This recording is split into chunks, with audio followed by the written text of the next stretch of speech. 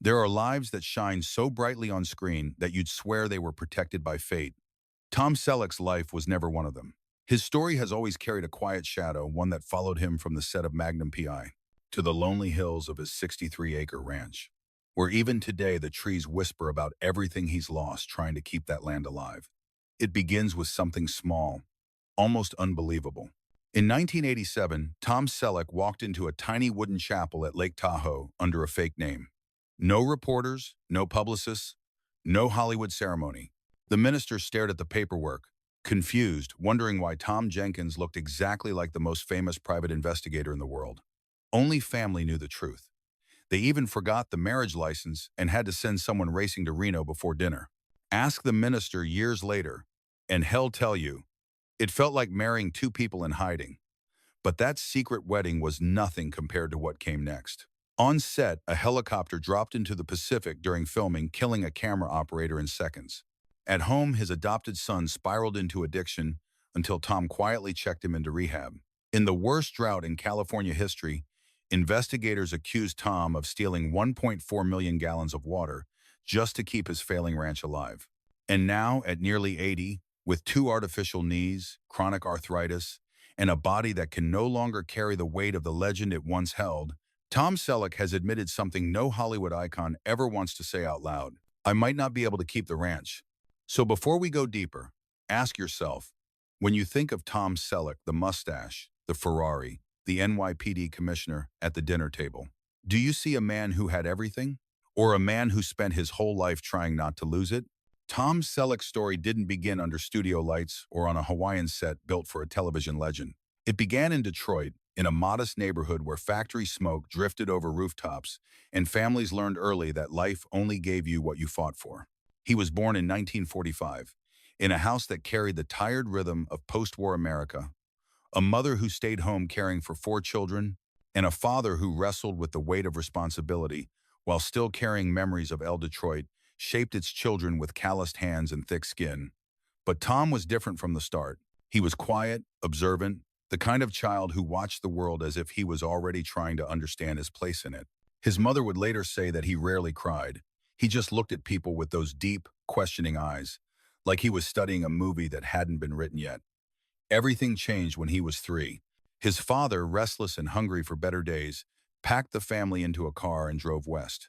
California was barely more than a rumor, then heat, farmland, dust roads, a risky commission-only job waiting for him in the San Fernando Valley. But he believed something waited there for his children, something that Detroit could never give them. And so the Sellecks traded the metallic heartbeat of factories for the dry, open air of Sherman Oaks. Growing up in California didn't make Tom feel any less out of place.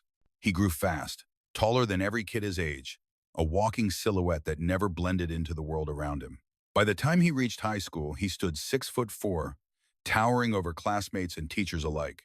He felt oversized in every room, awkward in every moment, carrying the uneasy sense that life had built him incorrectly. Sports helped him for a while, basketball, baseball, but even then, he never quite shook the feeling that he was a guest in someone else's life. The moment that changed him came at 17. On a night that should have been nothing more than teenage bravado and cheap thrills. He and 2 friends were riding in his mother's red Chevy Corvair, winding through the razor-sharp curves of Mulholland Drive. A wrong turn, a burst of speed, and the car lifted off the pavement, spinning into the dark. The crash should have ended everything. When the twisted metal settled, Tom crawled out of the wreck with the stunned silence of someone who had seen his own life flash by and realized how easily it could disappear. After the accident, he stopped drifting. He worked harder, spoke less, and carried an intensity that felt older than his age. Money was short in the Selleck home, so Tom took a job at a clothing store during high school, working long hours, folding shirts, helping customers, doing whatever he could to keep the family afloat. It wasn't glamorous, and it certainly wasn't the path of a future Hollywood icon. But it taught him discipline, humility, and the understanding that nothing, absolutely nothing, would ever come to him easily. He dreamed of attending USC, not because it made sense, not because it was affordable, but because something inside him believed he belonged there. When the school refused him a scholarship, he didn't give up. He studied at Valley Junior College, worked every spare moment, and clawed his way into USC in 1965.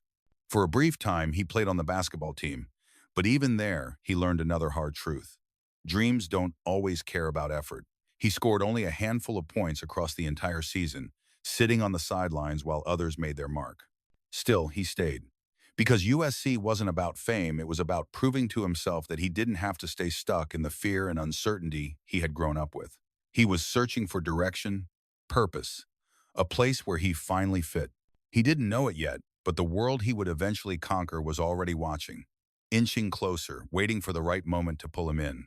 Tom Selleck entered adulthood, not with confidence, but with the quiet uncertainty of a young man who had spent his entire life feeling slightly out of place. USC should have been the turning point, the place where things finally aligned. Instead, it became another reminder that fitting in was something other people seemed to do naturally, while he had to bend and stretch and push just to stay on level ground. He took business classes, studied hard, played basketball as best he could, and tried to ignore the growing feeling that he was drifting toward a future that didn't feel like his. He worked wherever he could, folding shirts at a clothing store, doing small jobs on campus, even serving as a student representative for United Airlines. None of it pointed toward acting. None of it hinted at the movie star waiting far ahead of him. It was simply survival. The kind of steady, invisible work you do when your family taught you early that nothing comes free. Then came a moment that would redirect his life in a way he never expected. A moment wrapped in embarrassment, not triumph. His fraternity brothers dared him to appear on The Dating Game, the once beloved television show where contestants flirted and joked behind a curtain. Tom didn't want to go. He didn't think he belonged there, but he agreed. More out of friendship than ambition. He lost. Twice. For a young man who already doubted himself, it felt like the universe confirming everything he feared. A tall, handsome kid, humiliated on national television, losing to men the audience barely remembered. He called it one of the most embarrassing moments of his life. But what he didn't know then was that someone had been watching. A casting agent noticed him on the show, not for his confidence, but for his presence. Something in the way he carried himself sat differently from everyone else. That casting agent offered him a Pepsi commercial, $1,000, one chance, one moment where his life quietly shifted direction. Tom took it. He drank so many bottles of Pepsi during the shoot that he got physically sick. But when the check cleared, everything suddenly felt possible in a way it never had before. The commercial led to an offer from 20th Century Fox. They saw potential. They saw a leading man hiding inside a shy, uncertain college student. But just as his future was beginning to form, history intervened. In 1967, the Vietnam War reached for him. A draft notice arrived, the kind that could end a career before it began.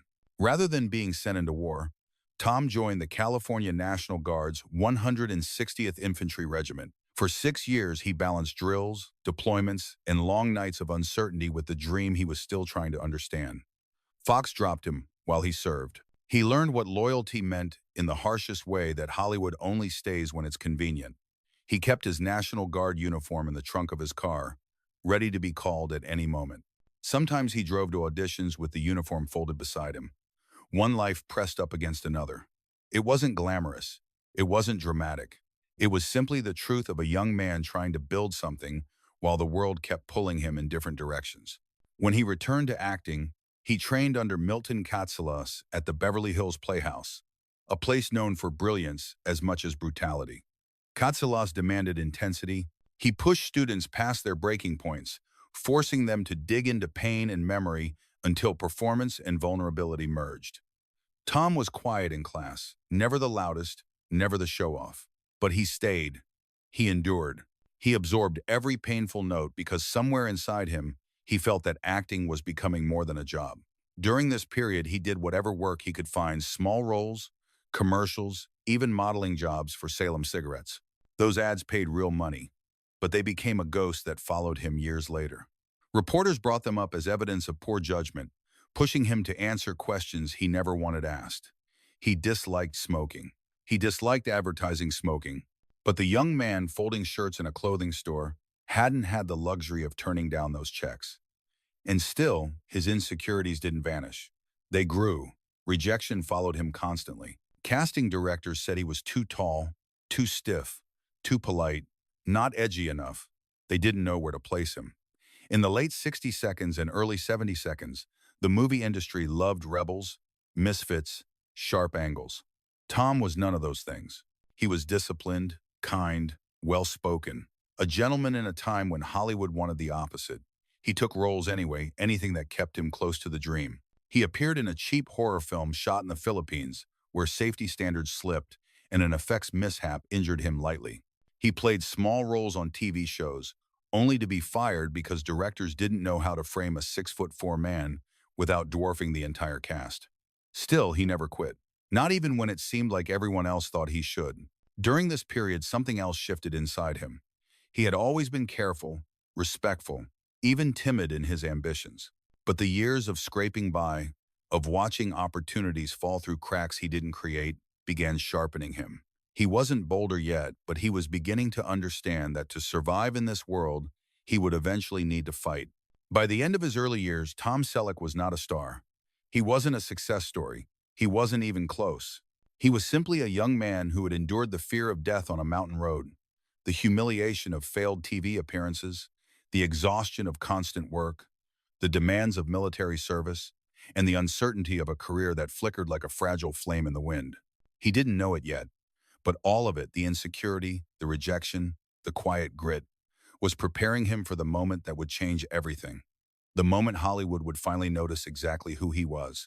Before Tom Selleck ever stepped into the role that would define him, he walked through a stretch of years that tested him harder than anything he had faced in childhood. Every actor has a struggling period, but Tom's was different. It wasn't dramatic, explosive, or filled with scandal. It was slow. It was grinding. It was the kind of struggle that eats away at a person in silence. Hollywood didn't know what to do with him. He was tall, too tall, polite, too polite, handsome, but not the kind of handsome that rebelled against the world. Directors would look at him, squint, tilt their heads, and say things like, "We don't know where to place you," or "You're just too much for the frame." One casting agent went further and told him plainly, "Your height is a problem." Imagine hearing that, being told the body you were born with was working against your dreams. Still, he kept taking whatever came: bit roles, guest spots, commercials, jobs that paid just enough to keep the lights on. Nothing led anywhere. Nothing stuck. In 1972, he accepted a role in Daughters of Satan, a horror film shot in the Philippines. It was low budget, chaotic, and dangerous. Effects misfired, flames got too close, and during one scene, an error in timing left Tom's hair slightly burnt. The studio brushed it off. There was no apology, no explanation, no concern. They just kept shooting. Tom finished the job, but it left him with a lingering realization. Hollywood didn't protect people like him. If he wanted a career, he'd have to protect himself. He returned home hoping things might change. They didn't. He lost jobs as quickly as he got them. He was fired from Charlie's Angels after a single episode again because his height ruined the frame. He went back to commercials, back to the one suit he wore to every audition, back to wondering if he was pretending at a life he would never actually reach. 6 times he filmed pilots. 6 times they failed. Not one made it to series. Not one gave him the foothold every actor needs. Each failure hit harder than the last because he could feel time moving. He wasn't the young hopeful anymore. He was the guy still stuck in the waiting room of his own future. The one job that should have saved him. The Rockford Files didn't go smoothly either. As Lance White, he played a polished, too perfect detective opposite James Garner's rougher, more cynical character. Viewers thought the dynamic was hilarious. They didn't know the tension behind the scenes. Tom wanted Lance to feel real. Garner wanted him to be a joke. Scenes were rewritten on set. Arguments surfaced. It was a beautiful performance wrapped in a frustrating experience that left Tom questioning whether the industry even wanted him. And yet, strangely, he didn't quit. He couldn't. There was a small, stubborn piece of him, the same piece that pushed him to USC, the same piece that made him crawl out of a smoking car and keep going, that refused to let the story end this way. Late in the 70 seconds, Tom filmed a series of commercials and guest roles just to stay alive financially. He was edging toward 35, a brutal age in Hollywood for someone who hadn't broken through. Younger actors were rising fast. Producers were looking for new faces. And Tom, after more than a decade, still had nothing solid under his name. Then came a script. One script that was supposed to be his turning point until he read it. It was the original draft for Magnum P.I., and it was terrible. Magnum wasn't charming or witty. He wasn't human. He was written like a parody, a James Bond knockoff with gadgets, a mansion on a cliff, a vicious dog, and even a hang glider with machine guns. It felt ridiculous. It felt cheap. Tom, after years of rejection, looked at the one role that was supposed to save him and honestly hated it. But instead of walking away, he did something he had rarely done in his career up to that point. He spoke up. He told the producers he wouldn't play a cartoon character. He wanted humor, vulnerability, flaws, a real man the world could connect with.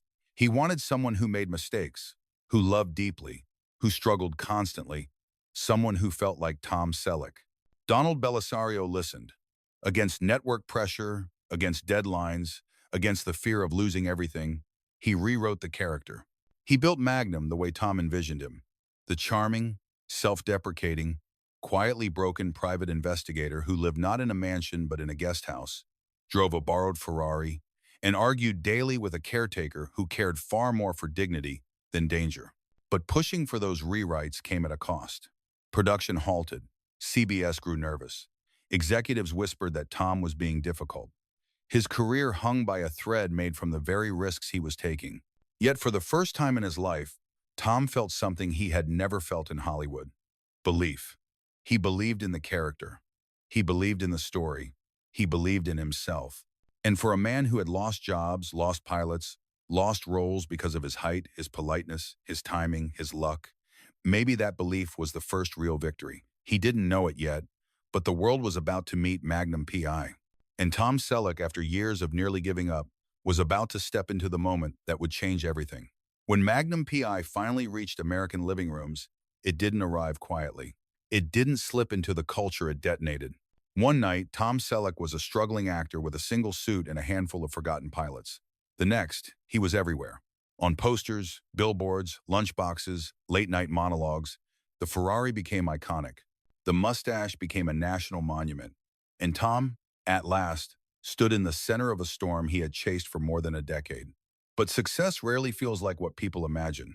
He wasn't floating. He wasn't celebrating. He was working constantly, relentlessly, brutally. Magnum was filmed in Hawaii, a world away from the studios and artificial sets of Los Angeles. The sun hit differently, the expectations hit harder, and the schedule was punishing. Tom filmed nearly every scene of every episode, sometimes shooting 12 to 14 hours a day. Co-stars rotated, writers changed, but Tom was the spine of the entire project. If he was tired, the show stalled. If he got sick, production froze. He carried Magnum like a weight he refused to drop. The industry began to treat him differently. Suddenly, he wasn't too tall. He wasn't the commercial guy. He wasn't the actor who lost the dating game twice. He was Tom Selleck, the man who brought warmth and humor to a character that could have easily been ridiculous. He made the mustache charming instead of cliché. He made Hawaiian shirts look like the uniform of a man who refused to take life too seriously, even when life was quietly crushing him behind the scenes. And right at the height of this rise, fate offered him the kind of opportunity actors pray for. Indiana Jones. Steven Spielberg and George Lucas wanted him. They said it openly. They loved his audition, loved his chemistry with Karen Allen, loved the grounded charm he brought to the whip and fedora. For a brief moment, Tom stood on the edge of becoming one of cinema's greatest heroes. But contracts have a way of turning dreams into chains. CBS refused to release him. Magnum had just begun. They couldn't risk losing their leading man, not even for Spielberg, not even for Lucas, not even for a film that would go on to define an entire generation. Tom accepted the decision with quiet frustration. He told Spielberg, "I can't do it." The irony still stings. A Screen Actors Guild strike halted Magnum for 6 months, the exact window he would have needed to film Raiders of the Lost Ark. Instead of chasing treasure across deserts, he sat on a beach in Hawaii, waiting for production to start again. Harrison Ford took the role. History was made, and Tom watched it happen from the outside, knowing it could have been him. But even as the movie world crowned a different hero, television crowned Tom Selleck. Magnum wasn't just popular, it was a cultural wave. Families watched it together. Veterans loved the honesty in Magnum's flaws. Women adored the easy charm. Men admired the hero who wasn't invincible, who doubted himself, who made mistakes, who laughed at himself. And then something happened that no fan saw coming. something that still hangs over Tom's legacy like a shadow. During the filming of the first season, a helicopter dipped too low over the water during an episode called Skin Deep. The rotor failed. The aircraft plunged into the ocean. The pilot survived with severe injuries. The camera operator, Robert Vanderkar, did not. He died instantly, struck by the rotor blade. For most viewers, the episode aired like nothing had happened.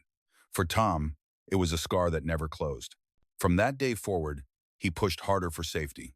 He argued with producers. He demanded more coordinators, more briefings, more oversight.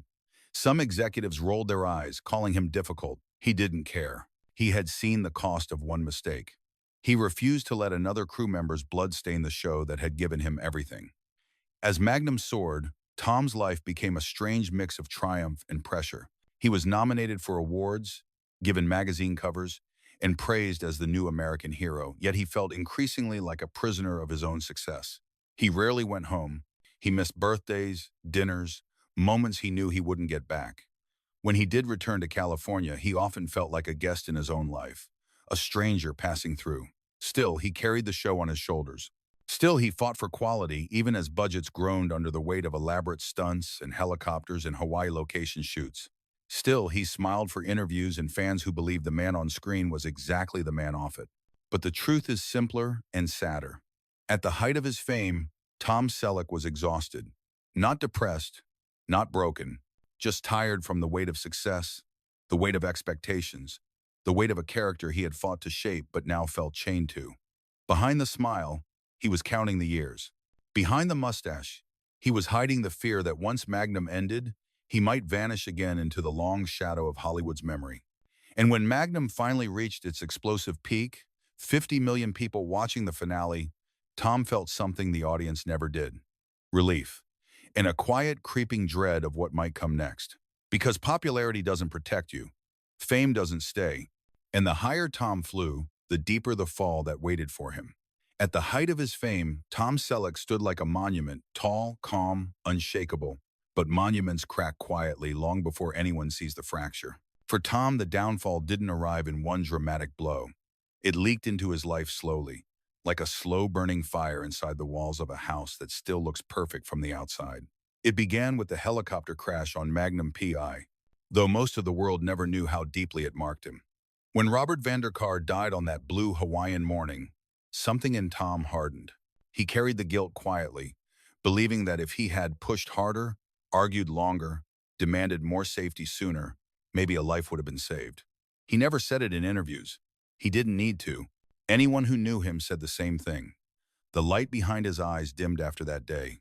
He kept working, but part of him was now living with a ghost. The pressures of fame began carving deeper lines into his life. Magnum made him a household name, but it also stole years from him. He missed milestones, family moments, and pieces of himself he didn't realize were disappearing until they were gone. When the show ended, millions celebrated the finale, but Tom felt weight fall from his shoulders in a way that scared him. He feared that without Magnum, he might vanish again. Hollywood forgets quickly. Heroes age. Audiences move on faster than anyone wants to admit. Then came the person he loved most, his adopted son, Kevin.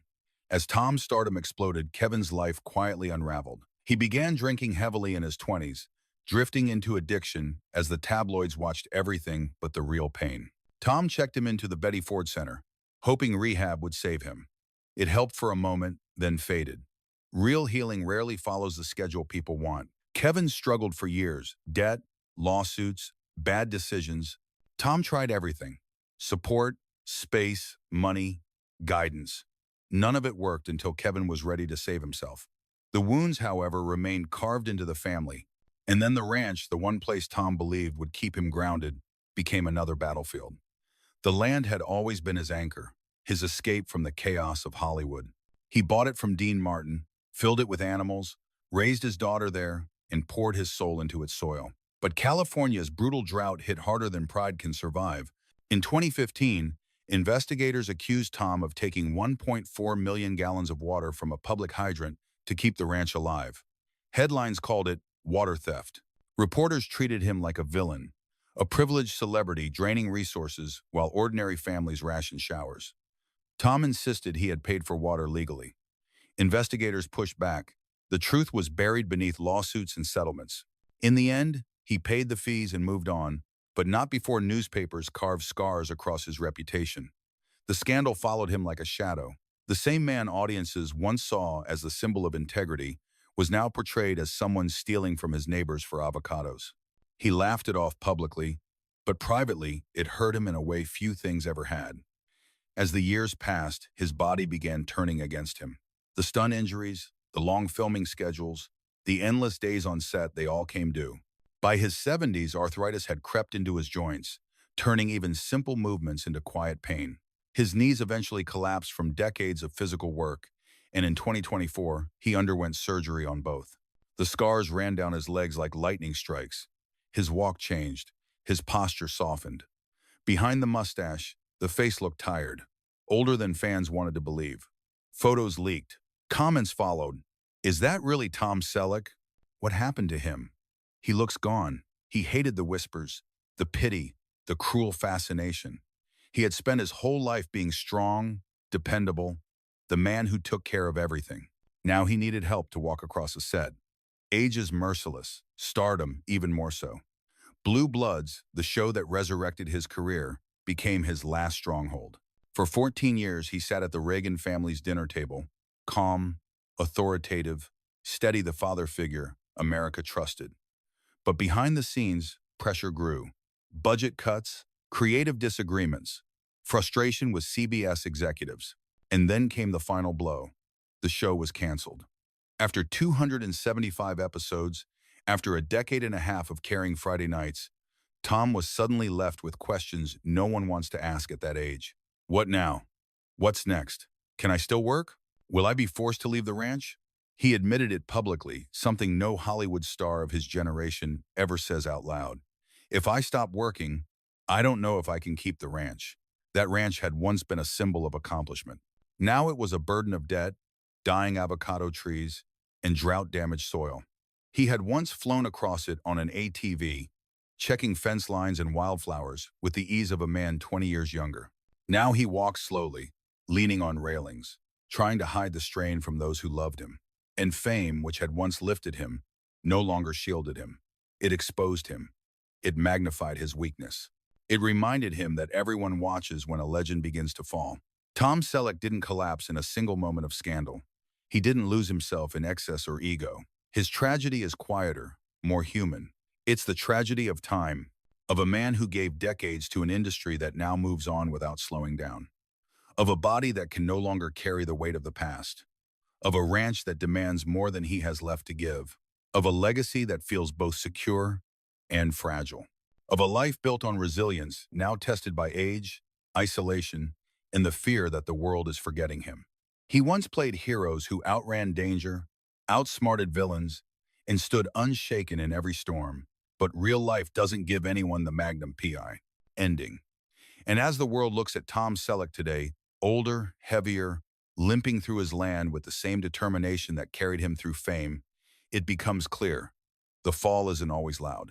Sometimes it's just a great man trying to hold on to the last piece of himself. As Tom Selleck entered the later years of his life, the world around him changed faster than he could keep up with. Hollywood grew younger, quicker, obsessed with speed and novelty. And Tom, the man who once filled magazine covers and drew 50 million viewers to a single TV finale, found himself moving in the opposite direction. Slower, heavier, quieter, but still stubbornly holding on.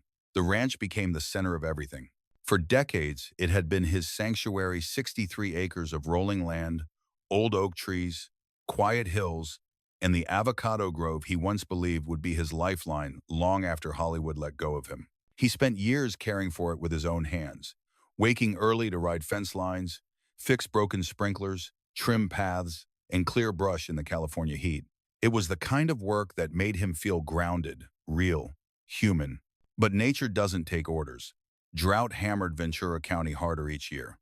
The soil dried, the trees weakened, and the grove that once produced hope slowly became a graveyard of withered branches. By 2023, nearly all 2,500 avocado trees were lost. Even the 100-year-old oaks began to die. For a man who built his life around discipline and effort, watching the land slip away despite all the work, despite all the money, Felt like a punishment he didn't deserve. And then came the lawsuit. Accusations of stealing water from a public hydrant painted him as a selfish celebrity willing to take what others couldn't have.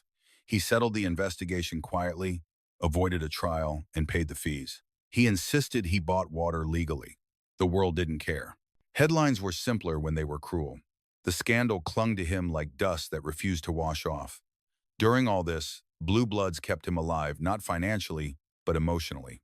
Playing Frank Reagan for more than a decade gave him purpose, structure, and the comfort of routine.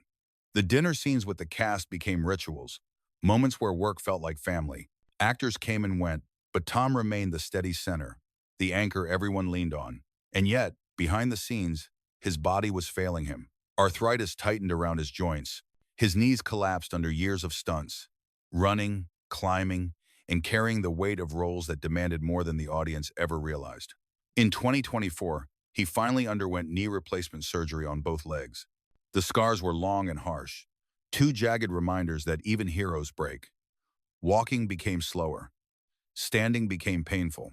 Crew members noticed how he leaned on chairs between takes, how he stretched his legs before scenes, how he tried to mask the winces when he moved. He kept showing up anyway. But CBS didn't show the same loyalty. As budgets tightened, they asked the cast to take a 25% pay cut to keep blue bloods alive. Tom agreed without hesitation. Money had never mattered as much as the work, the people, the sense of belonging. Even then, the network announced the show would end. 14 seasons, nearly 300 episodes, gone. The day they filmed the final family dinner, the set fell into a silence so thick it felt sacred. Tom read a poem in the last take, and the moment he finished, cast members broke into tears. Donnie Wahlberg hugged him the way a son hugs a father he's afraid of losing. Tom didn't cry on camera. He waited until he was alone. When reporters asked what he would do next, he didn't pretend. He didn't hide behind bravado or false optimism. He admitted the truth.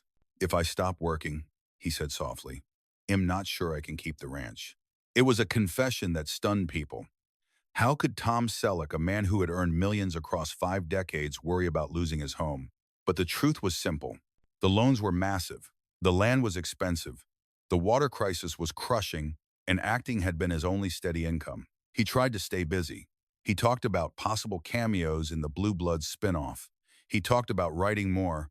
He talked about making another Jesse Stone film. But the reality was clear to those closest to him. Tom Selleck was tired. Not defeated, just tired in the way only time can make a man tired. His hair had gone white. His steps had slowed. His large frame now carried extra weight that made movement harder, breathing heavier, life heavier. Yet, he refused to disappear. He still walked the property. He still fed the horses. He still fixed fences the way he always had, slowly, painfully, but stubbornly. Tom Selleck's later life hasn't been a fall from grace.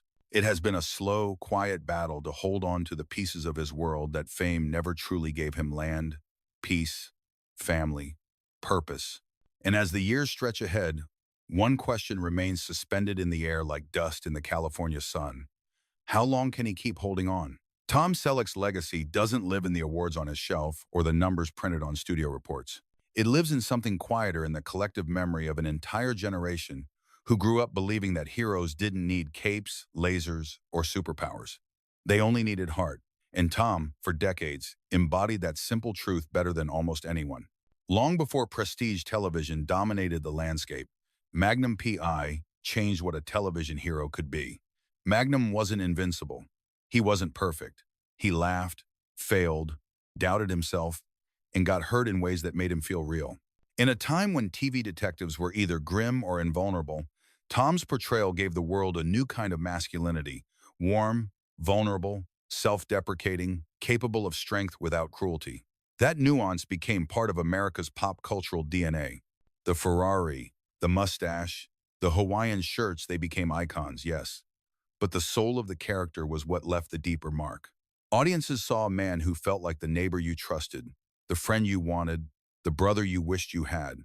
The ease of him, the honesty, the humor, the crooked smile that said, "I'm trying, even when life pulls me under." Years later, when Blue Bloods came along, Tom did it again. Frank Reagan wasn't just a police commissioner on a CBS show. He was a father figure for millions. Families who watched the show together every Friday night described him the way they described real memories. He reminds me of my dad. My grandfather was just like him. Frank Reagan is how leaders used to be. He restored a sense of steadiness to a world that felt increasingly unsteady. He gave viewers a place where discipline, tradition, and loyalty still mattered. And yet his cultural impact isn't defined only by the characters he played. It's defined by the parts he didn't take. The almost Indiana Jones, the Batman that could have been, the dozens of film offers he turned down because he refused to abandon Magnum. Some say he made the wrong choice. Others say it was loyalty. But the truth is simpler. Tom's legacy isn't about the roles he missed. It's about the way he protected the roles he took. And that is something Hollywood rarely sees anymore. He also left an imprint in unexpected places. Three Men and a Baby became the highest-grossing film of 1987, proving that a television actor could dominate the big screen. His role in Quigley Down Under became a cult classic in Australia, shaping the unlikely bond between an American cowboy and the outback. Jesse Stone revived the made-for-TV film format, pulling in older audiences who felt forgotten by mainstream entertainment. But perhaps the most fascinating part of his legacy is the myth that grew around him. The mustache, the charm, the calm authority contrasted with the quieter reality of who he really was. Tom was never the swaggering alpha male the world imagined. He was shy, introverted, overly self-critical, a man who struggled to believe in himself long after everyone else did. That contrast, myth versus man, is part of why his legacy endures. It makes him human, relatable, imperfect in ways that resonate deeper than fame. And then there is the nostalgia. For millions, Tom Selleck represents a different era, a softer, slower Hollywood, where characters mattered more than spectacle, where stories were allowed to breathe, where hearts were allowed to feel. His work triggers memories, the living rooms where families gathered to watch Magnum's adventures, the Friday nights spent at the Reagan dinner table, the VHS tapes rewound until the film wore thin. Some actors are remembered for the risks they took, some for the roles they played. Tom Selleck is remembered for the steadiness he brought to a world that has rarely been steady, for the warmth behind the mustache, for the integrity behind the character, for the rare ability to make millions of people feel like they knew him, or at least the version of him they wanted to know. His legacy is nostalgia itself, a reminder of who we used to be or who we wished we were. And yet, behind that legacy lies the unanswered question that hovers over him today. When the cameras finally go silent, what remains? The myth, the man, or the quiet echo of a hero walking his land, trying to keep the last pieces of his world intact? Looking at Tom Selleck's life from a distance, it's easy to paint him in broad, comforting strokes, the charming hero on television, the solid father figure at the Reagan dinner table, the man whose mustache alone could calm a nation in crisis. But when you strip away the nostalgia and look more closely, what emerges is not perfection at all, but a man who spent his entire life navigating a fragile balance between duty, pride, and the slow erosion of time. This channel has covered many celebrities, many tragedies, many stories filled with shadows and contradictions. Tom's life isn't the darkest we've seen, nor the most scandalous, but it is one of the most human. Hollywood often shapes people into symbols, into myths, into something far larger than flesh and bone. And Tom carried that weight for so long that people forgot he was struggling underneath it. Some say he should have fought harder for movie stardom, that he stayed loyal to Magnum when he should have reached higher, chased Indiana Jones, demanded more power. Others say he made the right choice, that integrity, consistency, and responsibility matter more than glory. The truth probably lives somewhere in between. Tom was ambitious but cautious, talented but modest, always grateful, but never fully convinced he deserved everything he earned. And that's what makes his story both beautiful and tragic. His mistakes weren't loud. They weren't the tabloid kind. His flaws lived in the quiet corners of his life, the insecurity that never left him, the work that cost him time with his first family, the stubborn pride that kept him from asking for help when he needed it most, the way he pushed his body past its limits for decades because he thought slowing down meant failing. And yet, look at the other side. Look at what he gave. He helped redefine what a TV hero could look like. He brought warmth into roles that could have been cold. He carried shows that shaped entire generations. He gave audiences a grounded, steady presence in a world that rarely feels steady anymore. He stood for loyalty when Hollywood was built on convenience. He fought for safety on set after tragedy struck. He protected his cast, his crew, his characters. He is not a perfect man, but he is undeniably a good one. The saddest part of Tom's story isn't the water scandal, or the canceled shows, or the failing body, or even the fear of losing the ranch. The saddest part is realizing how much he kept to himself, how much weight he carried alone, how many times he stood in front of a camera smiling while privately battling exhaustion, grief, disappointment, and the slow collapse of the land he spent his life trying to nurture. When we watch old Magnum episodes or Blue Bloods reruns today, we're not just watching entertainment. We're watching a man who gave everything he had to an industry that rarely gives back. A man who kept showing up long after his knees gave out, long after Hollywood moved on, long after the world stopped listening as closely. And so the question returns to us, the viewers, the fans, the people who grew up with him in our living rooms. What does a legacy really mean? Is it the roles, the ratings, the awards? Or is it the feeling he left behind, that warm, steady presence we trusted even when we didn't know why? Maybe Tom Selleck's greatest achievement was never Magnum or Frank Reagan at all. Maybe it was the way he made millions of strangers feel like they were not alone. And now, as he grows older and the world grows louder, we're left to wonder, have we remembered him the way he deserves? Or have we forgotten the man behind the legend? There is a point in every life where the noise begins to fade, where applause softens into memory, and a person is left alone with the simple truth of who they became. Tom Selleck stands at that point now, not defeated, not forgotten, but suspended in a rare stillness that few celebrities ever experience. The world he once entertained has grown louder and faster, but on his ranch, the days move slowly, carried by the winds that sweep across the hills he has tended for so long. If you were to stand on that land at sunrise, you would see a man who is no longer trying to outrun Hollywood or hold on to fame. You would see someone who walks a little slower now, someone whose body aches with every step, but whose spirit remains stubbornly intact. The weight of the past rests gently on his shoulders, the victories, the losses, the regrets he never voiced, the triumphs he never bragged about. They all live quietly in the way he looks at his land, the way he pauses before speaking, the way he seems to measure each moment as if it were precious. The ranch has become more than a home. It is a diary carved into the earth itself, the fence lines he fixed by hand, the trees he planted that later fell to drought, the trails he once drove across with youthful energy and now approaches with cautious steps. It holds the echoes of his life, the laughter of his daughter riding horses as a child, the nights he returned exhausted from set, the afternoons he spent wondering whether the world would still need him tomorrow.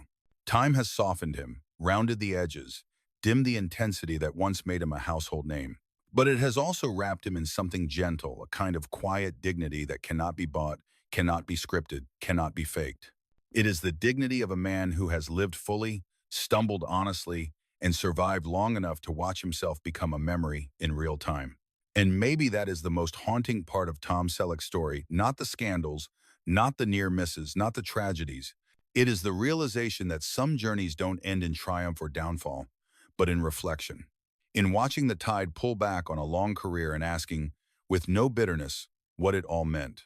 Some nights on the ranch, when the wind dies down and the sky in Ventura County turns the color of faded photographs, you can almost imagine him standing there, not the hero, not the star, not the commissioner, but the boy from Detroit who always felt a little too tall, a little unsure, a little out of place.